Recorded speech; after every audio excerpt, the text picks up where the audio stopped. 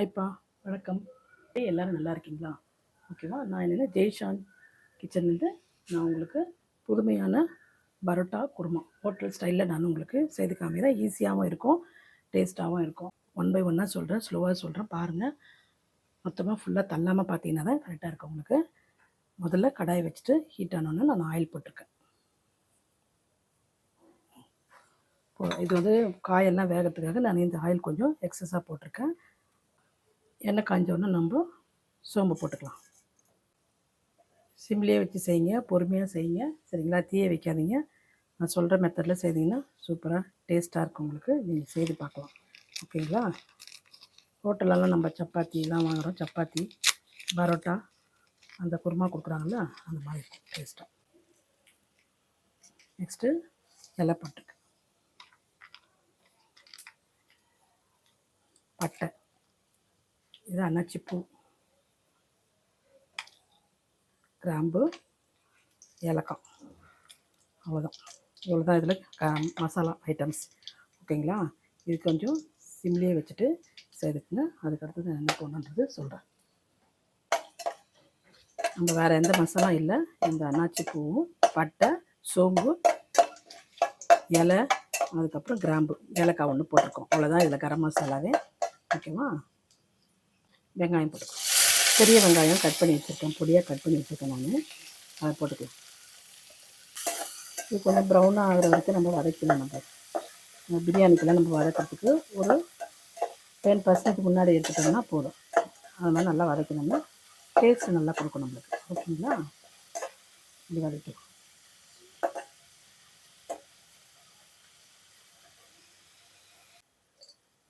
இப்போ கொஞ்சம் கல்பாசி கொஞ்சம் போட்டுக்குங்க, சரியா? கொஞ்சம் அதெல்லாம் வதங்கினோன்னா கொஞ்சம் கல்பாசி போட்டுட்டு வதக்கணும். இன்னும் ஸ்மெல் நல்லா வரும். நீங்கள் எந்த எண்ணெய்னாலும் யூஸ் பண்ணிக்கலாம். இதுக்காக நீங்கள் வீட்டில் எந்த எண்ணெய் யூஸ் பண்ணுறீங்களோ அதே யூஸ் பண்ணிவிட்டு செய்யுங்க, ஓகேங்களா? இப்போ போதும்ப்பா, இந்த அளவுக்கு வதக்குனா போதும், சரிங்களா? நெக்ஸ்ட்டு நான் சின்ன வெங்காயம் ஒரு 10 எடுத்து இந்த மாதிரி தட்டி வச்சுருக்கேன். இது தட்டி வச்சது இந்த மாதிரி போட்டோம்னா அந்த தொக்கோட நம்மளுக்கு அந்த கிரேவி நல்லா இறஞ்சி வரும் நம்மளுக்கு. அதனால தான் அந்த மாதிரி தட்டி போட்டிருக்கோம். பெரிய வெங்காயம் தான் போட்டிருக்கோம், இருந்தால் போடுங்க, இல்லைன்னா விட்டுருங்க, சரிங்களா? பெரிய வெங்காயம் மட்டும் அதே பெரிய வெங்காயத்தை மறுபடியும் அதை தட்டி இன்னும் கொஞ்சம் போட்டுங்க. நம்ம கிரேவி வரணுன்றதுக்காக தான் அந்த மாதிரி போடுறோம். அது டேஸ்ட்டும் கொஞ்சம் கூடுதலாக இருக்கும், அதுக்கு தான் அந்த சின்ன வெங்காயம் போடுறோம் நம்ம, சரிங்களா? அந்த பச்சை வாசனை போகிற அளவுக்கு வதங்கினா போதும், சரிங்களா? கொஞ்சம் வதங்க.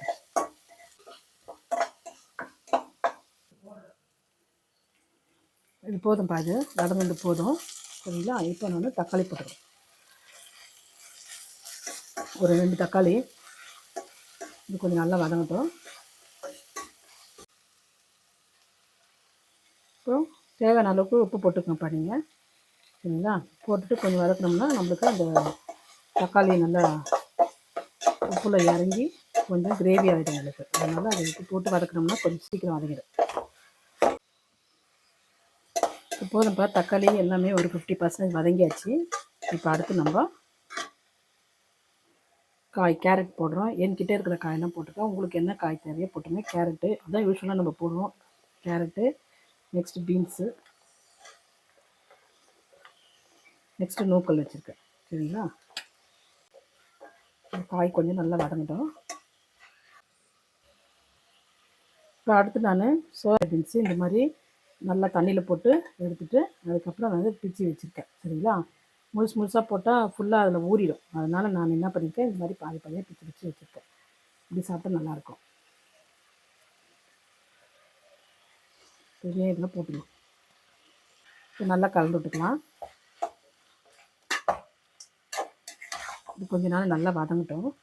இதுக்கு அடுத்தது நெக்ஸ்ட்டு நான் இந்த பட்டாணி வாங்கி வச்சுருக்கேன், தண்ணியில் ஃப்ரெஷ்ஷாக இருக்குது அந்த பட்டாணி வாங்கியிருக்கேன். நீங்கள் என்ன பண்ணலாம், பச்சை பட்டாணி வாங்கி ஊற வச்சுட்டு அது கூட செய்யலாம். நான் அதை ஊற வைக்கல, அதனால் இந்த பட்டாணி வாங்கிட்டு நல்லா கழுவி வச்சுருக்கேன், சரிங்களா? இது அதிகமாக நான் யூஸ் பண்ண மாட்டேன், இருந்தாலும் இப்போதைக்கு தேவைன்றதுக்காக நான் போடுறேன். பட்டாணி போட்டதுனால டேஸ்ட் இருக்கும்.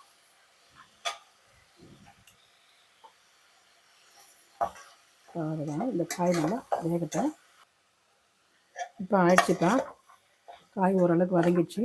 நம்ம நெக்ஸ்ட்டு மசாலா போட்டுக்கலாம், சரிங்களா? நான் ஒன்று ஒன்றா போடுறேன். மஞ்சள்தூள் போட்டிருக்கேன், மிளகாத்தூள் 1 ஸ்பூனு, நெக்ஸ்ட்டு தனியாத்தூள் நான் பொடி பண்ணி வச்சுருக்கேன், வீட்டிலே சேர்த்துருக்கேன். இதெல்லாம் தனியாத்தூள் 1 ஸ்பூன். ஓகேங்களா. நெக்ஸ்ட்டு கரம் மசாலா. ஓகேங்களா. இது நல்லா வதக்கிட்டு கொஞ்சம் கலக்கி விட்டுக்கலாம்.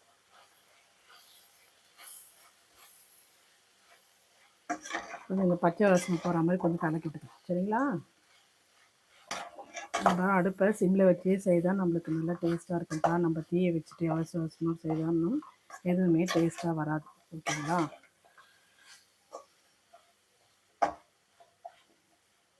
கொஞ்சம் இந்த ஸ்மெல் போட்டுப்பா 2 நிமிஷம்.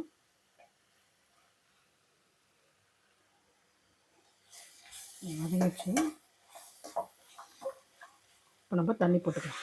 சரிங்களா. தண்ணி போட்டு இந்த காய் வேகிற வரைக்கும்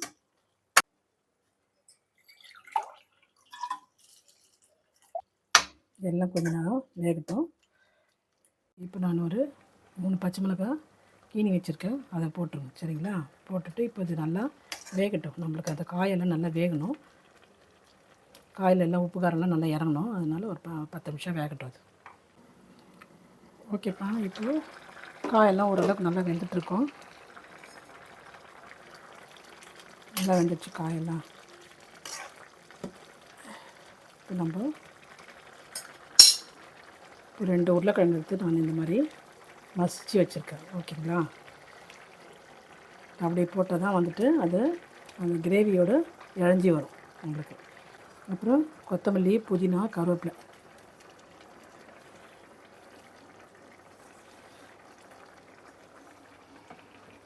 எல்லாத்தையும் நல்லா மிக்ஸ் பண்ணி விட்டுக்கணும். சரிங்களா. இப்போ நல்லா திக்னஸ் உங்களுக்கு வந்துடும்.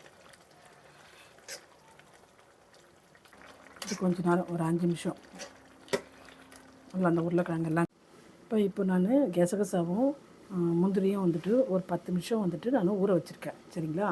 ஏன்னா அந்த கசகசா வந்துட்டு நம்மளுக்கு சீக்கிரம் அரையாது. அதனால் ஒரு ஊற வச்சு அரைச்சோம்னா சீக்கிரமாக அரைஞ்சிடும். இப்போ நான் தேங்காய், கசகசா, முந்திரி இதெல்லாம் அரைச்சிட்டு நான் உங்களுக்கு காமிக்கிறேன். அதுக்குள்ளே இது வேகட்டும். ஓகேங்களா. இப்போ எடுத்துடுறேன் நான். இப்போது நல்லா நம்மளுக்கு கிரேவியாக ஆயிடுச்சு. சரிங்களா. இப்போ நான் முந்திரி, கசகசா, தேங்காய் அரைச்சி வச்சுருக்கேன். இதை ஊற்றிடலாம் இந்த கிரேவி. அவ்வளோதான். ரொம்ப நேரம் கொதிக்க விடணும். இப்போ இது கழுவுன தண்ணி, அந்த மிக்ஸி கழுவி வச்சுருக்கேங்க தண்ணி, அவ்வளோதான் போதும். நம்மளுக்கு க்ரீமியாக வந்துடுச்சு. நீங்கள் பார்த்துங்க உப்பெல்லாம் கரெக்டாக இருக்கான்னு பாருங்கள். இது சூப்பரான ஹோட்டல் ஸ்டைல் குருமா. ஈஸியாக செய்து சாப்பிட்டுக்கலாம். குழந்தைங்களுக்கும் இந்த மாதிரி செய்து வச்சா நல்லா சுவைச்சு சாப்பிடுவாங்க. ஹோட்டலுக்கு போகணுன்னு அவசியம் கிடையாது. ஓகேங்களா. இது சப்பாத்திக்கு, பரோட்டாக்கு, நெக்ஸ்ட்டு சாப்பாட்டு கூட சேர்த்து சாப்பிட்ணும். ஓகேங்களா. ஒரு 5 நிமிஷம் கொதிக்கிட்டோம். கொதிச்சோன்னே நான் உங்களுக்கு காமிக்கிறேன். அவ்வளோதான்ப்பா, போதும். குருமா மாதிரி வந்துடுச்சு நம்மளுக்கு. சரிங்களா. இன்னும் கொஞ்சம் இதுவாக வேணும்னா நீங்கள் தண்ணி கூட ஊற்றிக்கலாம். இல்லை இது போதும் அப்படின்னா உங்களுக்கு இந்த சால்னா மாதிரி அப்படியே கிரேவியாக இருக்கும். இது சப்பாத்தி சாப்பாட்டுக்கு, அதுக்கப்புறம் இடியாப்பம், பரோட்டா எல்லாத்துக்கும் யூஸ் பண்ணிக்கலாம் நீங்கள்.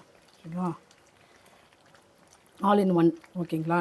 இவ்வளோதான். இப்போது கடைசியாக வந்துட்டு சீக்ரெட்டு கொஞ்சோண்டு தேவைப்பட்டால் நீங்கள் நெய் போட்டுங்க. இன்னும் டேஸ்ட்டு ஜாஸ்தியாகிடும். சரிங்களா. அவ்வளோதான். அப்போ இந்த மாதிரி செய்து பாருங்கள். செய்து பார்த்துட்டு எனக்கு கமெண்ட்ஸில் சொல்லுங்கள். நீங்கள் என்ன இருந்தாலும் எனக்கு கமெண்ட்ஸில் சொன்னீங்கன்னா தான் நான் அடுத்தடுத்து அதை கரெக்ஷன் பண்ணிக்கின்னு அடுத்த வீடியோ நான் உங்களுக்கு போடுவேன். சரிங்களா. இதை வந்துட்டு நான் உங்களுக்கு சர்வ் பண்ணி நான் உங்களுக்கு காமிக்கிறேன். சரிங்களா. ஓகேப்பா. பாருங்கள், ரைஸுக்கு நான் இது குருமா போட்டு சாப்பிட்றேன். இது வாங்க நீங்கள் சாப்பிட்லாம். புரியுதுங்களா. இந்த மாதிரி சப்பாத்திலையும் இந்த குருமா ஆட் பண்ணி சாப்பிட்லாம்ப்பா. நெக்ஸ்ட்டு இட்லி, தோசை, அப்புறம் வந்துட்டு இடியாப்பம், நெக்ஸ்ட்டு பரோட்டாலையும் இந்த மாதிரி செய்து சாப்பிடுங்க. சரிங்களா. நல்லாயிருக்கும், டேஸ்ட்டாக இருக்கும். இந்த மாதிரி நீங்கள் செய்து சாப்பிட்டுட்டு உங்கள் ஃப்ரெண்ட்ஸுக்கிட்டலாம் ஷேர் பண்ணுங்கள். ஓகேப்பா.